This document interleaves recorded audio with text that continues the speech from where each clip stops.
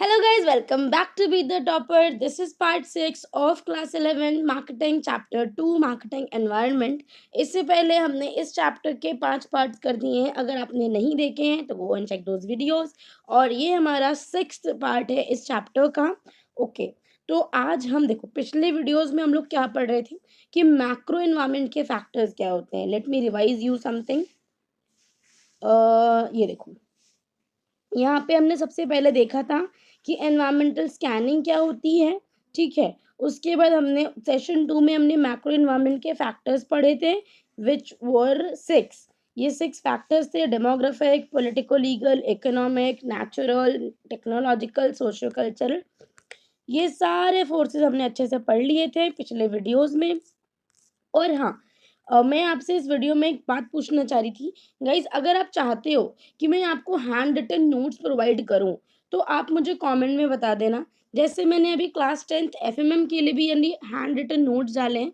तो कुछ बच्चे मुझे इंस्टा पे बोल रहे थे कि क्लास 11 मार्केटिंग का भी मैं आपको दूं. बट मैं देखूंगी कि अगर रिस्पॉन्स ज़्यादा आएगा मैं अपने चैनल पे एक कम्युनिटी में पोल डालूंगी. अगर उसका रिस्पॉन्स अच्छा होगा तभी I will make those notes for you guys. Otherwise क्योंकि वो फ़ायदा नहीं है अगर बहुत से लोगों को वो नहीं चाहिए होगा तो. ठीक है, तो मुझे बता देना, मैं उस कम्युनिटी में डालूंगी तो उसका जवाब येस या नो जो भी आपका जवाब होगा तो मुझे बता देना. और आज के इस वीडियो में हम लोग शुरू करेंगे माइक्रो एनवायरनमेंट के फैक्टर्स. अब माइक्रो एनवायरनमेंट मैक्रो के पढ़ लिए थे, माइक्रो एनवायरनमेंट के फैक्टर्स पढ़ने वाले हैं. देखो मैक्रो एनवायरनमेंट फैक्टर्स ऐसे फैक्टर्स थे जिसका कोई इमीडिएट इफेक्ट नहीं पड़ता था कंपनी पे. मतलब इफेक्ट पड़ रहा है बट ऐसा नहीं कि वो डायरेक्ट इम्पैक्ट है, वो इनडायरेक्टली इम्पैक्ट कर रहे होते थे पर डायरेक्टली ऐसा कुछ इम्पैक्ट नहीं करते थे. माइक्रो एनवायरनमेंट में क्या होता है कि ये फैक्टर्स डायरेक्टली इफेक्ट कर देते हैं कंपनी के वर्किंग्स को, उसके प्रोसेस को, उस फर्म के ऑपरेशन को. एकदम इमीडिएट एरिया ऑफ ऑपरेशन में वो लोग इंडिकेट करता है कि अच्छा ये इन्फ्लुएंस करता है कि अच्छा यहाँ पे प्रॉब्लम है. ठीक है, इसको पढ़ेंगे. Micro environment indicates the factors and forces in the immediate area of operation of the firm which affect the marketing manager's ability to serve the customer. अब मार्केटिंग मैनेजर की जो एबिलिटी होती है कि जिस तरीके से वो कस्टमर को सर्व करता है उस प्रोसेस को इफेक्ट कर देते हैं माइक्रो एनवायरनमेंट के फैक्टर्स. यहाँ पे माइक्रो एनवायरनमेंट के जो फैक्टर्स हैं इसमें इंटरनल फोर्सेस भी होते हैं, एक्सटर्नल फोर्सेस भी होते हैं. इंटरनल फोर्सेस की बात करें तो वो कंपनी के टॉप मैनेजमेंट या वेरियस डिपार्टमेंट जो कंपनी के अंदर की बात है, जैसे कि उसका कोई department, purchasing department, research and development department, production department या कंपनी के अंदर की जो भी बात है वो माइक्रो एनवायरनमेंट का एक इंटरनल फोर्स माना जाता है कि कंपनी के अंदर से ही कोई फोर्स आ रहा है जिससे कंपनी के वर्किंग जो है वो इन्फ्लुएंस हो रहे हैं, इफेक्ट हो रहे हैं. All departments within an organisation. अब देखो कोई भी जो ऑर्गेनाइजेशन होती है उसके जितने भी डिपार्टमेंट्स होते हैं सबके अंदर एक पोटेंशियल होता है कि वो पॉजिटिवली या नेगेटिवली कंपनी के जो ऑब्जेक्टिव्स हैं, जो वो काम करना चाहती है उसको अफेक्ट करते हैं. अगर सारे डिपार्टमेंट मिलके अच्छा काम करेंगे तो कंपनी अच्छी चलेगी. मान लो एक ही डिपार्टमेंट अगर कंपनी को लॉस में डाल रहा है या कोई भी ऐसी चीज़ उसमें हो रही है जिससे कंपनी का काम ठीक से नहीं हो पा रहा तो जो पूरी कंपनी है ना उसकी हालत खराब हो जाएगी. जैसे आप मान सकते हो जैसे फाइनेंस डिपार्टमेंट हो गया, अगर वो करप्शन में मतलब उस डिपार्टमेंट में काम करने वाले जो लोग हैं वो करप्ट निकले, वो गलत काम करने लग गए तो कंपनी को ओवरऑल लॉस होगा. अगर रॉ मटेरियल से रिलेटेड अगर रॉ मटेरियल से रिलेटेड कोई डिपार्टमेंट है, अगर वहाँ पे काम गड़बड़ हुआ, अगर वहाँ पे कमी आई काम में, तो ओवरऑल जो आप मटेरियल बना रहे हो, जो आप सर्विस दे रहे हो, शायद वो चीज़ नहीं हो पाएगी. तो ये एक बात हो गई कि कंपनी के सारे डिपार्टमेंट जो होते हैं, वो कंपनी को नेगेटिवली या पॉजिटिवली इफ़ेक्ट कर सकते हैं. जो इंटरनल फोर्सेस होते हैं, वो तो कंपनी के अंदर की बात होती है कि कंपनी के लोगों को आपस में कोऑर्डिनेट करना है और वो अगर अच्छे से कोऑर्डिनेट करते हैं, अगर अच्छे से अपना काम करते हैं, तो उसमें कोई बहुत बड़ी प्रॉब्लम नहीं आ सकती है. बट जो एक्सटर्नल फैक्टर्स होते हैं, जैसे मैंने आपको बताया कि जो माइक्रो एनवायरनमेंट है, इसके 2 फैक्टर्स हैं ना, 2 तरीके के फोर्सेस होते हैं इसमें, एक इंटरनल होता है और एक एक्सटर्नल होता है. तो इंटरनल तो मैंने आपको बता दिया कि उसके डिपार्टमेंट्स हैं and all of that. External की बात जब आती है तो एक्सटर्नल माइक्रो एनवायरनमेंट के कुछ अलग-अलग फैक्टर्स होते हैं, उसमें अलग-अलग कुछ चीज़ें आती हैं कि अच्छा ये फोर्सेस हैं जो एक्सटर्नल फैक्टर्स होते हैं जिससे कंपनी एक्सटर्नली जो होती है उसके अंदर की वर्किंग में प्रॉब्लम आ जाती है। कुछ बाहर से कुछ आया और पूरे कंपनी के ऑपरेशन को, जो काम करने का उनका तरीका है, उसको इफ़ेक्ट करके चला गया। जैसे सप्लायर्स हो गए, मार्केटिंग इंटरमीडियरीज़ हो गई, कॉम्पिटिटर्स हो गए, या कस्टमर या जनरल पब्लिक। अब इन पाँचों को हम फर्दर डिटेल में पढ़ने वाले हैं। अब हम लोग आएँगे सप्लायर पे, जो कि हमारा माइक्रो एनवायरनमेंट का एक्सटर्नल फोर्सेस का पहला पॉइंट है। देखो, सप्लायर सबको पता है क्या होता है। जो भी किसी भी कंपनी को रॉ मटेरियल प्रोवाइड कराते हैं या फिर सेमी फिनिश्ड गुड्स प्रोवाइड कराते हैं। जैसे कि अगर कोई काम, जैसे कि मान लो कोई किसी को पुराने कूलर दे रहा हो या खराब हो गया हो, कोई पुराना कोई इक्विपमेंट दे रहा हो और उसे बोले कि आप इसे नया करके, इसका डेंट वेंट हटा के, इसको अच्छे से करके और आप इसे बेच दो, तो वो सेमी फिनिश्ड हो गया, एक रॉ मटेरियल देता है। तो वो सप्लायर है जो किसी भी ऑर्गेनाइजेशन को रॉ मटेरियल प्रोवाइड करा रहा है। अब यहाँ पे देखो, अगर सप्लायर ने कोई प्रॉब्लम कर दी तो कैसे इफेक्ट होगा, क्योंकि ये एक्सटर्नल फोर्सेस है ना जिससे कंपनी की वर्किंग डिसाइड होती है, इफेक्ट होती हैं। तो सप्लायर समझ में आ गया। अब देखो, अगर कभी मान लो कि शॉर्टेज ऑफ रॉ मटेरियल हो जाती है या फिर रॉ मटेरियल के प्राइसेस में अचानक से इंक्रीज हो जाता है, तो क्या होगा? जो कंपनी है, अब जैसे कि कोई चीज़ अभी तक 5 रुपए की मिल रही थी, अब वो 15 रुपए की मिलेगी, तो आगे भी वो तो सामान 20 या 25 रुपए का हो जाएगा ना, क्योंकि यहाँ पे जो फर्म है वो उसके ऊपर काम करेगी, उसके बाद वो भी अपना प्रॉफिट जोड़ेगी, तो 20 या 25 रुपए का वो सामान हो जाएगा। तो अब पहले यही सामान जो 5 का आता था, तो शायद ये 15 का बिकता होगा, बट अभी 15 का आने लगा, तो अभी 25 का बिकेगा। तो कस्टमर ये नहीं देखता कि रॉ मटेरियल महँगा हो गया। कस्टमर तो ये देखता है कि भाई अगर हमें ये चीज़ मिल जाए कहीं और से सस्ती, तो हम उसे खरीद लेंगे, या फिर कस्टमर उसे खरीदेगा ही नहीं, तो आपके फर्म का जो बिज़नेस है वो तो डिस्टर्ब हो जाएगा ना। तो ये वो वाली बात हो गई। कोई भी अनएक्सपेक्टेड डेवलपमेंट जो कि सप्लायर के एनवायरनमेंट में अगर आ जाता है, तो उससे एक इमीडिएट और पोटेंशियल सीरियस इफ़ेक्ट पड़ जाता है कि कम जो फर्म है उसके बिज़नेस को, ये बेसिकली उससे उसका बिज़नेस डिस्टर्ब होता है, अगर सप्लायर के एंड पे कोई भी प्रॉब्लम आ जाए। अब हम बात करेंगे मार्केटिंग इंटरमीडियरीज की, कि मार्केटिंग इंटरमीडियरीज कौन होते हैं, कैसे होते हैं। मार्केटिंग इंटरमीडियरीज जो होते हैं वो इंडिपेंडेंट इंडिविजुअल्स होते हैं, या फिर वो कोई ऑर्गेनाइजेशन मान लो, जो कि कंपनी को हेल्प करता है कि जो उसकी फर्म बना रही है, ठीक है, तो वो जो सब सामान free flow of goods and services होता रहे किसके बीच में, जो ऑर्गेनाइजेशन उसे बना रही है और जो कस्टमर उसे लेना चाहते हैं। तो कस्टमर और जो कंपनी है उसके बीच में जो चीज़ों का जो फ्लो है वो ठीक से चलता रहे, इसके लिए हमें मार्केटिंग इंटरमीडियरीज की ज़रूरत होती है। और मार्केटिंग इंटरमीडियरीज कौन होते हैं, यहाँ पे दो एग्जाम्पल दे रखा है, एक है मर्चेंट, दूसरा है एजेंट। मर्चेंट मिडलमैन क्या होता है, आप इसे मान सकते हो होलसेलर या फिर रिटेलर। अब जो कंपनी ने सामान बनाया वो एकदम से तुरंत ही कस्टमर के पास नहीं पहुंचता है, पहले वो होलसेल में जाके बिकता है, पहले होलसेलर उसे खरीदते हैं, उसके बाद जो होलसेलर है वो रिटेलर को देते हैं, एंड देन रिटेलर जो होता है वो कस्टमर को देता है। तो ये जो दोनों लोग हो गए ना, होलसेलर एंड रिटेलर, ये मर्चेंट मिडलमैन है। अगर कभी इनके एंड पे प्रॉब्लम आती है, तो बेसिकली आप जो भी सामान बना रहे हो, जब तक वो कस्टमर के पास पहुंचेगा नहीं, तो वो उस बात का कोई फायदा नहीं है, वो एक रॉ मटेरियल के जैसा ही होता है। अगर आपने कोई सामान बना के छोड़ दिया, कस्टमर के पास नहीं पहुंचा, तो it's a kind of raw material only, वो प्रोडक्ट ही नहीं बना जब तक वो कस्टमर के पास पहुंचेगा नहीं। एजेंट मिडलमैन जो होते हैं वो भी इम्पोर्टेंट पार्ट होते हैं डिस्ट्रीब्यूशन नेटवर्क के। ऑर्गेनाइजेशंस जो होती हैं वो क्या करती हैं, typically rely on banks, venture capitalists and other sources to finance their operations, warehouses, transportation companies to distribute goods। अब यहाँ पे देखो क्या लिखा हुआ है कि यहाँ पे मर्चेंट और एजेंट मिडलमैन को एग्जांपल दे रखा है आपको, कि जो ऑर्गेनाइजेशंस होती हैं, जो कंपनी होती हैं, वो पैसे के लिए, कि भाई अगर उन्हें पैसे की ज़रूरत पड़ेगी, तो वो दो दो लोगों से बात करती हैं। कौन-कौन लोग हैं वो? एक तो बैंक्स हो गए और दूसरे होते हैं वेंचर कैपिटलिस्ट। वेंचर कैपिटलिस्ट कौन होते हैं? जो कैपिटलिस्ट मतलब जिन लोगों के पास पैसा है, जो पैसा इन्वेस्ट कर रहे हैं मार्केट में। और वेंचर मतलब आप ये समझ लो कि छोटे-छोटे जो मार्केट्स होते हैं उसमें एक पर्पस होता है कि अच्छा ये वाले काम के लिए पैसा लगा रहे हैं, और जब ये काम हो जाएगा तो बस ये हमारा जो एग्रीमेंट है ये खत्म हो जाएगा। तो बेसिकली पैसे की जो नीड है उसको पूरा करने के लिए ऑर्गेनाइजेशन कहाँ जाती है?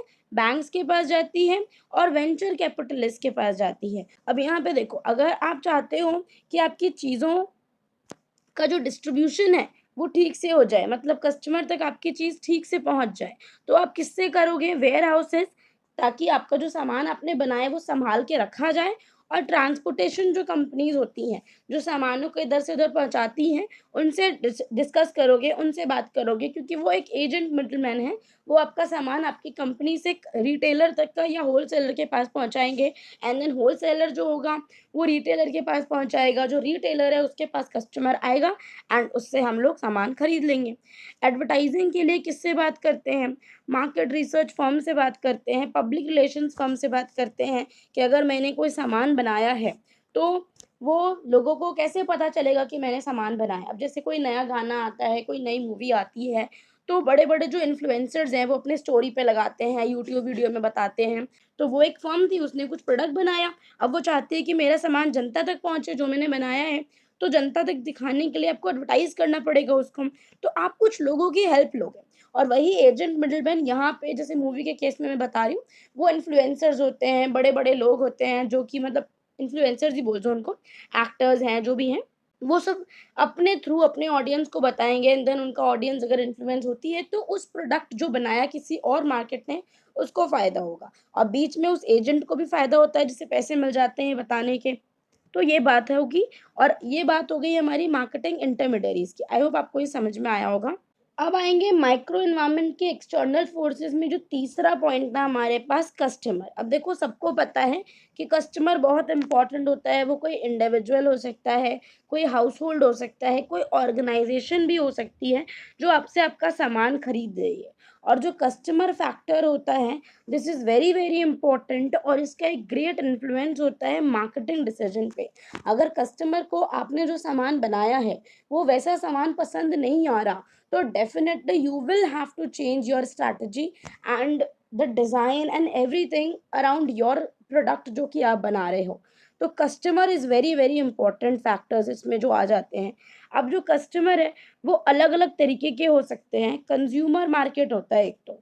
अब वो कस्टमर जो कि उसने चीज़ खरीदी और वो सिर्फ़ खुद कंज़्यूम करना चाहता है। उसने, जैसे कि मान लो मैं ₹5 का चिप्स का पैकेट लेने गई, मैंने वो खरीदा और मैंने वो खा लिया।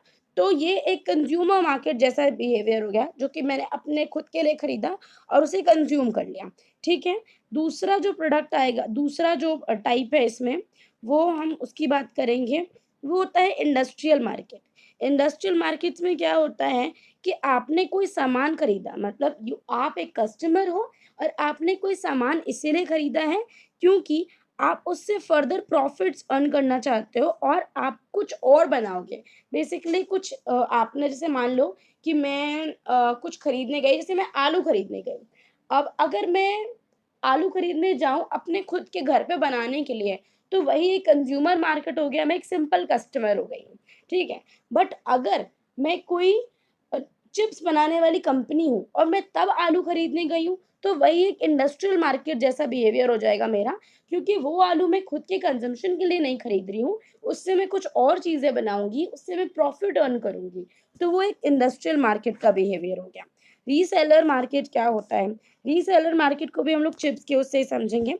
अब मैं तो देखो, जब मैं एक कंज़्यूमर हूँ, तो मैं सिर्फ़ एक चिप्स लेने जाऊँगी। मैं चिप्स का पूरा कार्टन लेने नहीं जाऊँगी। बट मेरे घर के आस-पास की जो छोटी-मोटी दुकानें हैं, वो लोग पूरा-पूरा कार्टन लेकर आते होंगे, या फिर अगर आपके घर में किसी के पास दुकान होगी, तो उनको पता होगा, शॉप होगी, तो वो लोग बहुत-बहुत सामान लेके आते हैं। अब वो अपने कंज़म्पशन के लिए नहीं लाते हैं। वो सामान को लेकर आए हैं और वो कस्टमर को उसको बेचेंगे। जिस दुकान पे मैं सामान लेने जाती हूँ, वो एक रीसेलर मार्केट का भी एग्ज़ाम्पल हो गया, क्योंकि वो अंकल या वो आंटी अपना सामान जो लेकर आए हैं, वो उसे बेच के उससे प्रॉफ़िट कमाएँगे। वो उसमें कुछ कर नहीं रहे हैं।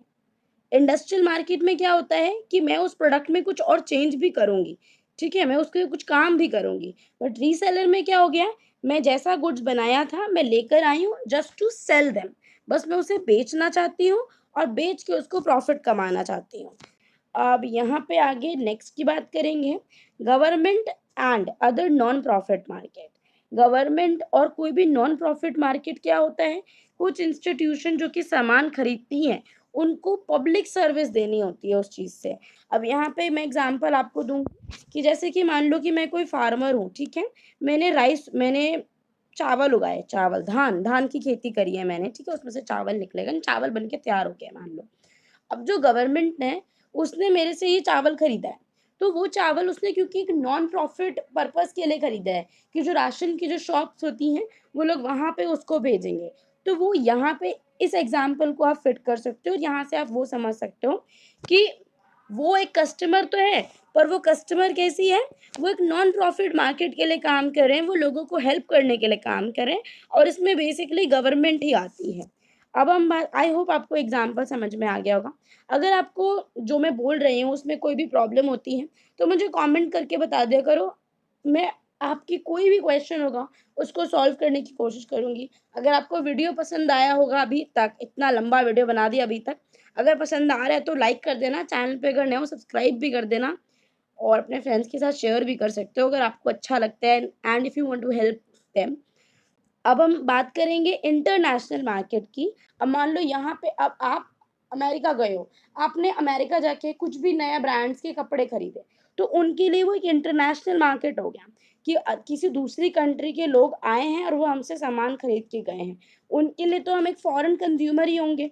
तो वही बात है, आप फॉरेन कंज्यूमर भी हो सकते हो, आप प्रोड्यूसर भी हो सकते हो, आप रीसेलर भी हो सकते हो, आप गवर्नमेंट भी हो सकते हो, आप कुछ भी हो सकते हो।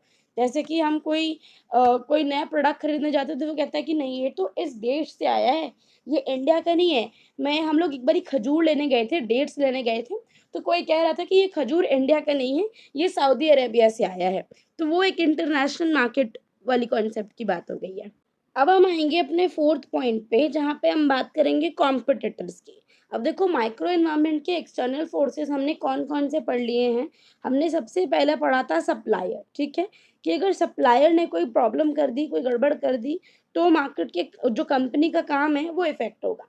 मार्केटिंग इंटरमीडिएरीज़ की बात करी हमने, तीसरा हमने बात करा था कस्टमर की और अब चौथे पे हम लोग आएँगे कॉम्पिटिटर।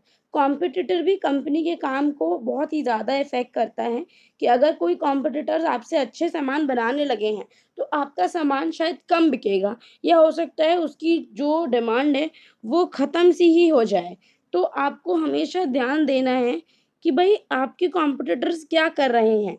तो उनकी जो मार्केटिंग स्ट्रैटेजीज़ हैं, उस पर ध्यान दो क्योंकि अगर वो आपसे बहुत आगे निकल जाएँगे और आप पीछे रह जाओगे, तो आपका कंज़्यूमर जो है, आपका जो अभी तक आपका जो कस्टमर था, वो आपके हाथ से निकल जाएगा। आपके गुड्स एंड सर्विसेज़ नहीं उतने ज़्यादा बिक पाएँगे। तो मार्केटर्स जितने भी होते हैं, उनको कंटीन्यूअसली मॉनिटर करना पड़ता है कि जो मेरी राइवल फ़र्म है, अगर मेरे जैसे ये प्रोडक्ट कोई और बना रहा है, तो मुझे ध्यान देना है कि अच्छा वो कैसे बना रहा है। उसका प्रोडक्ट अगर इतना बिक रहा है, तो कैसे बिक रहा है? और अगर इन केस वो कोई गलती भी कर रहा है, तो आप उस चीज़ को भी ध्यान रखो कि अच्छा इसने ऐसा कर दिया था, इसलिए इसके कस्टमर इससे नाराज़ हो गए। तो अच्छा वो चीज़ हमें नहीं करनी है। आपको इस चीज़ को हमेशा ध्यान देना है। अब 3 टाइप का कॉम्पिटिशन हमको बता रखा है यहाँ पे, उसके बारे में बात करेंगे। Competition from similar products. Similar products में कॉम्पिटिशन कैसे आता है? Most direct form of competition जो होता है, वो यहीं से आता है। जैसे कि यहाँ पे बता रखा है कि कॉम्पिटिटर्स इन इलेक्ट्रॉनिक होम अप्लायंसेस जैसे कि एलजी के हो गए, सैमसंग के हो गए, फिलिप्स के हो गए। तो ये क्या हो गया, एक सिमिलर प्रोडक्ट का एक हमें लेना है वॉशिंग मशीन ही है, बट वहीं पर जब बात आती है ना कि हम कौन-सी कंपनी का प्रोडक्ट लें, तो ये एक सिमिलर प्रोडक्ट हो गया, बट यहाँ पे क्या है कंपनी में कॉम्पिटिशन आ गया। अब यहाँ पे हम लोग क्या चेक करेंगे कि भाई कौन-सा जो प्रोडक्ट है, वो हमें ज़्यादा अच्छा रिज़ल्ट देगा या फिर कौन ज़्यादा वारंटी दे रहा है या फिर किसकी कस्टमर सर्विस ज़्यादा अच्छी है। अब मान लो कि मैंने कुछ प्रोडक्ट खरीद लिया है और उसकी कस्टमर सर्विस ही अच्छी नहीं है, तो ये एक प्रॉब्लमैटिक बात हो जाती है। हम लोग जब लैपटॉप ले रहे थे थोड़े दिनों पहले, तो भी हम लोग बहुत सोच रहे थे कि अच्छा कौन-सी कंपनी का लैपटॉप लें, ताकि अगर कोई प्रॉब्लम हो जाए, तो हम इमीडिएट अपनी प्रॉब्लम को सॉल्व कर पाएँ, अदरवाइज़ तो हम बैठे रहेंगे अपनी प्रॉब्लम लेके और कोई सॉल्व ही नहीं करेगा। Competition from substitute product.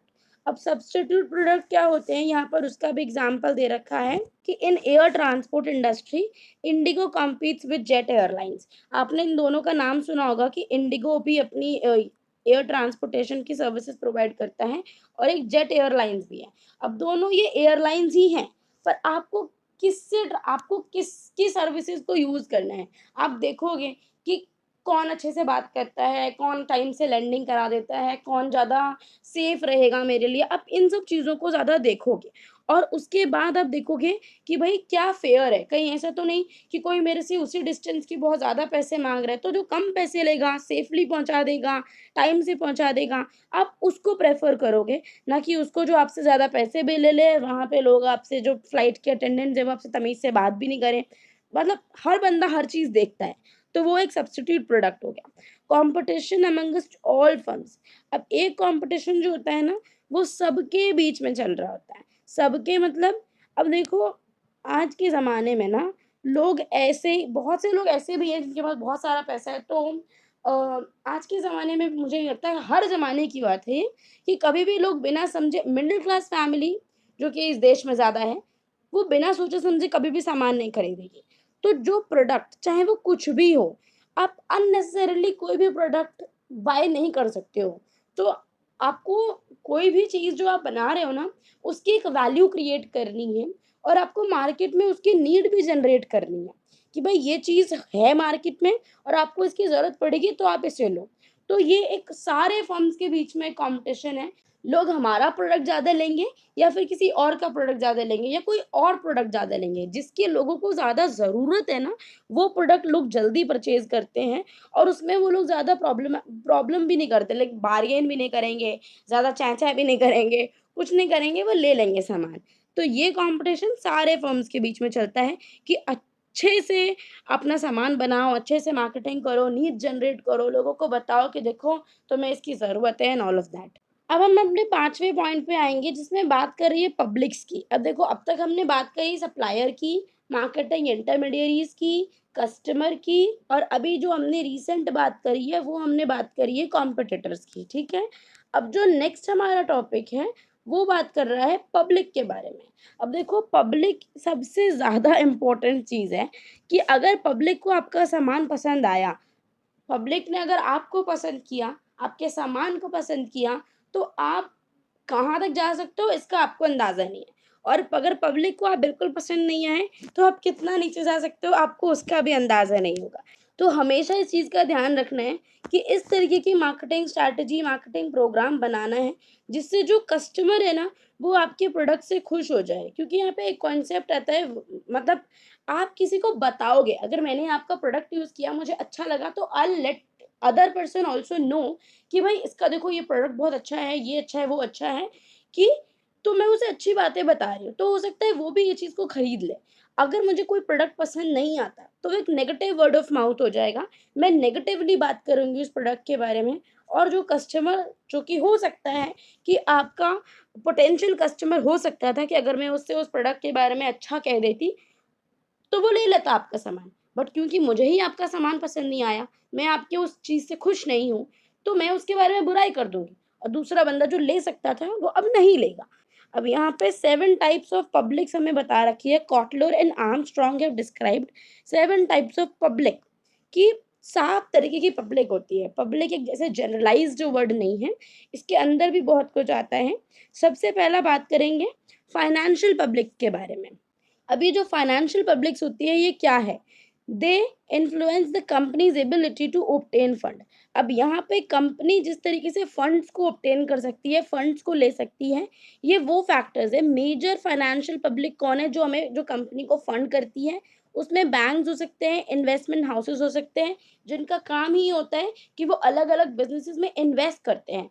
Share holders हो सकते हैं, शेयर होल्डर क्या होता है कि जब कंपनी को अपना बेसिकली जब अपने रिसोर्सेज़ कंपनी के पास कम पड़ जाते हैं, उसे और काम करना होता है, उसे और पैसे की ज़रूरत होती है, तो कंपनी बोलती है कि मेरे शेयर ले लो और आप मुझे पैसा दे दो, मेरी कंपनी में हिस्सेदारी ले लो। तो मीडिया पब्लिक, अगर आप चाहते हो कि आपका जो प्रोडक्ट है, वो अच्छे से पब्लिश हो, अच्छे से एडवर्टाइज़ हो मार्केट में, उसको पता चले लोगों को, तो आपको किसकी ज़रूरत पड़ेगी? न्यूज़पेपर की ज़रूरत पड़ेगी, मैगज़ीन की ज़रूरत पड़ेगी, रेडियो की पड़ेगी, टेलीविज़न स्टेशंस की ज़रूरत पड़ेगी। अब गवर्नमेंट पब्लिक्स की बात करते हैं। गवर्नमेंट ने अगर कोई रूल बनाया है, कोई रेगुलेशन, कोई लॉ बनाया है, तो आपको उसको ध्यान देना है। अदरवाइज़ क्या होगा, आपने जो भी काम किया सब बेकार हो जाएगा और हो सकता है अगर गलती से आप कुछ गलत काम कर दो, तो आपके ऊपर इल्ज़ाम लगा दिए जाएँ, आपको जेल भेज दी जाए, कुछ भी हो सकता है आपके साथ। तो हमेशा कोई भी काम करने से पहले आपकी कंपनी का लॉयर जो है, उस पर उससे डिस्कस कर लो कि ये चीज़ सही है कि नहीं है। तो एक गवर्नमेंट पब्लिक हो गई क्योंकि वो भी आपका सामान देख रही है, आपको देख रही है कि आप क्या कर रहे हो। सिटीज़न एक्शन पब्लिक हो गई। अगर आप कोई काम कर रहे हो और वो काम कंज्यूमर के हिसाब से सही नहीं है, तो जो सिटीज़न एक्शन पब्लिक से जो कंज्यूमर ऑर्गेनाइज़ेशंस होती हैं, वो इस चीज़ पर बोलेंगी कि आपने जो काम किया, वो अच्छा नहीं किया।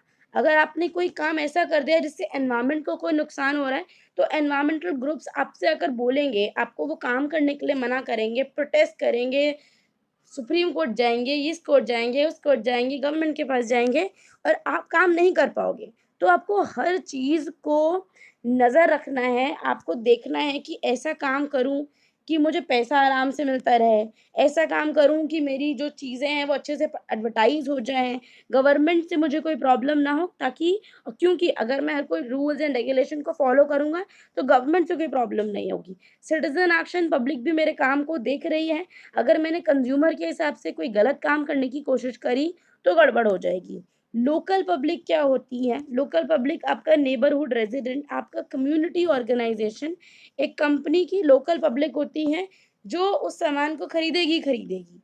तो उसका भी आपको ध्यान रखना है। जनरल पब्लिक क्या होती है? जनरल पब्लिक आपके प्रोडक्ट के बारे में क्या सोचती है, आपको ध्यान से देखना है क्योंकि वो जनरल पब्लिक जो है ना, वही आपका सामान इस्तेमाल कर रही है, वही आपकी the publics image of company affects it's buying. अब जैसी भी कंपनी की पब्लिक इमेज होती है, वो उसके प्रोडक्ट के बिकने को इन्फ्लुएंस कर देती है कि कितना वो सामान बिकेगा। अगर कंपनी की जो इमेज है वो नेगेटिव है, अगर आपको पता है कि अच्छा आप इस कंपनी में जाओगे, मान लो कि आप इस कंपनी में जाओगे तो आपके संग अच्छा व्यवहार नहीं किया जाएगा, यहाँ का वर्क कल्चर बहुत ही टॉक्सिक है, तो आप वहाँ पे काम नहीं करोगे, आप वहाँ नहीं जाओगे। इंटरनल पब्लिक्स क्या होती हैं? Companies internal publics include internal public उसके कंपनी में अंदर जो लोग काम कर रहे हैं जैसे workers, managers, board of directors. जो लार्ज कंपनीज़ होती हैं वो न्यूज़लेटर्स इस्तेमाल करती हैं और अदर मीन्स इस्तेमाल करती हैं कि वो जो अपनी कंपनी है, जो कंपनी के जो लोग हैं, उसको मोटिवेट कर सके काम करने के लिए। अब जैसे कि आपने देखा होगा कि जो कंपनीज़ होती हैं वो पार्टीज़ ऑर्गेनाइज़ करती हैं, वो कुछ इवेंट्स ऑर्गेनाइज़ करती हैं, लोगों को इनाम देती हैं, रिवॉर्ड्स, अवार्ड्स देती हैं कि अच्छा आपने अच्छा काम करा। ताकि वो मोटिवेटेड फ़ील करें, ताकि वो अच्छा फ़ील करें। जब एम्प्लॉइज़ अच्छा फ़ील करेंगे ना, तो वो एक पॉज़िटिव एटीट्यूड देंगे हर तरफ। जब वो खुश होंगे ना, तो वो अपने कस्टमर से अच्छे से बात करेंगे, अच्छे से काम करेंगे और जब वो अच्छा प्रोडक्ट बनाएँगे, कस्टमर को अच्छी सर्विस देंगे, तो कस्टमर तो वैसे ही खुश हो जाएगा और आपका मेन मोटो सिर्फ़ इतना है कि आप कस्टमर को सैटिस्फाई कर सको। If you are not able to satisfy your customer, then आपका बिज़नेस कहीं भी नहीं जाने वाला है। आप जहाँ पर हो, वहीं रहोगे। सो आज के इस वीडियो के लिए इतना ही बहुत है और ये सेशन खत्म हो जाता है यहाँ पे और यहाँ पे ये चैप्टर भी खत्म हो जाता है। कांग्रेचुलेशन ऑल ऑफ अस, मुझे भी, कि ये चैप्टर फाइनली खत्म हो गया। अब हम लोग next chapter, third chapter discuss करेंगे, शुरू करेंगे इस चैप्टर को और तब तक आप ये वीडियो देखो, समझ में आया, नहीं आया तो मुझे कमेंट करो, मुझे बताओ क्या चीज़ में प्रॉब्लम है and thanks for watching, tell your bye bye, take care of yourself.